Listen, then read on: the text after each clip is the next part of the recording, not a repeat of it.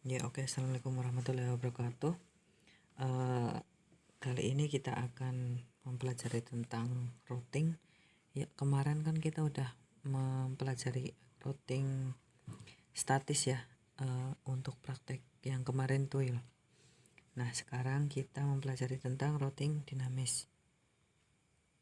Nah, untuk mengingat materi yang sebelumnya, ada beberapa bahasan untuk mengingatkan kita tentang materi sebelum-sebelumnya, yaitu router.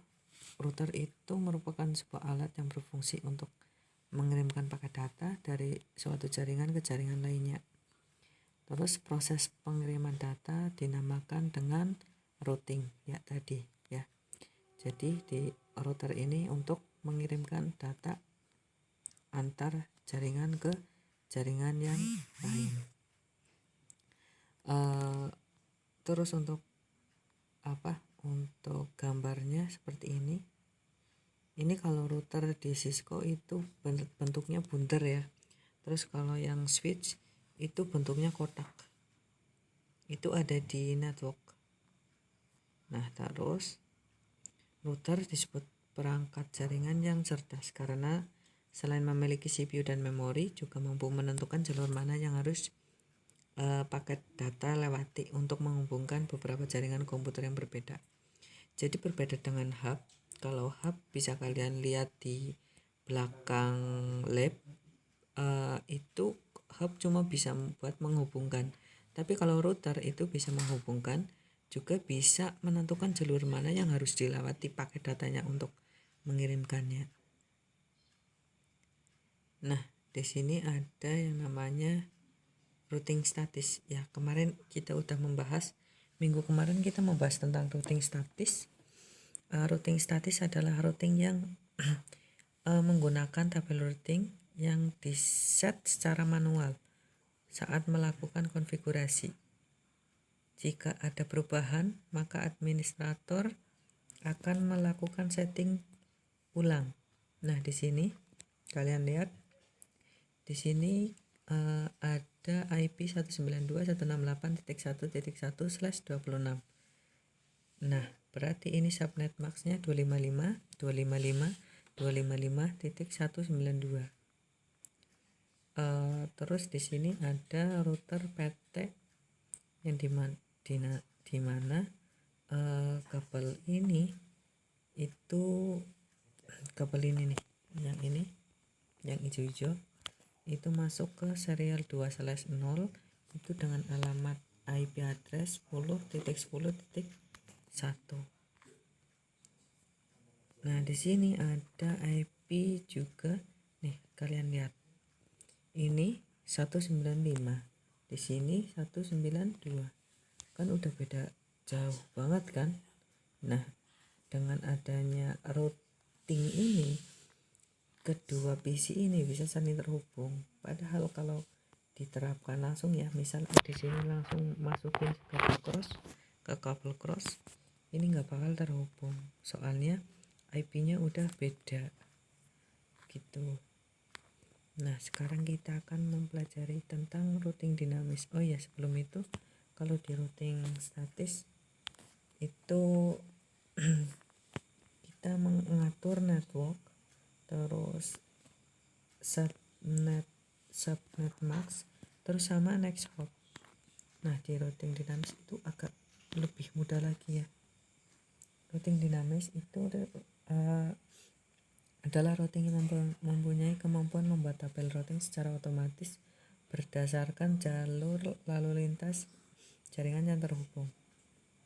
Jika diartikan dinamis adalah bisa berubah-ubah, jadi IP address-nya selalu berubah sewaktu-waktu. Nah, di sini untuk topologi, contoh topologinya di sini pakai yang /24, terus IP gerbangnya itu ada 10.0.0. Nah, untuk praktikum kita lakukan besok ya. Sekarang cuma penjelasannya aja. Nah, kemarin kita mau mempelajari tentang routing yang statis.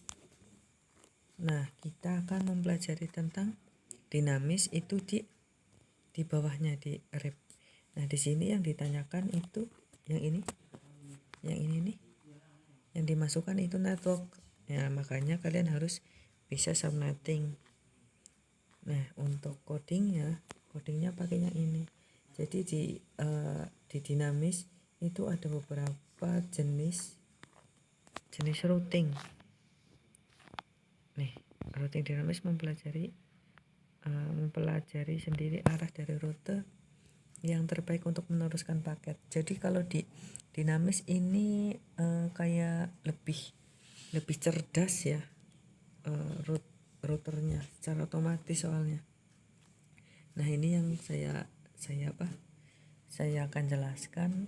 Ada beberapa macam routing dinamis yang perlu kalian ketahui, yaitu RIP, IGRP, OSPF, sama BGP.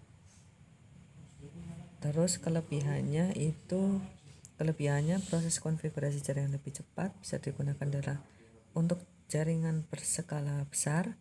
Jika ada jalur yang rusak tetap aman, jalur ditentukan secara otomatis. Jadi sini secara otomatis ya. Nah, untuk kekurangan routing dinamis itu bandwidth yang dibutuhkan lebih besar. Terus jalur sistem jalur yang bisa menentukan adalah sistem bukan administrator. Terus membutuhkan RAM yang lebih besar karena di sini pengaturannya itu selalu berubah-ubah. Jadi RAM kemungkinan terus bekerja itu, jadi membutuhkan RAM yang besar. Nah, terus untuk kodenya itu kalau dinamis seperti ini, kalian lihat di sini. Sebentar. Nah, di sini nih. Ini untuk konfigurasi router RIP. Terus untuk coding yang lain itu seperti ini. Router RIP. Nah, ini untuk memasukkan network.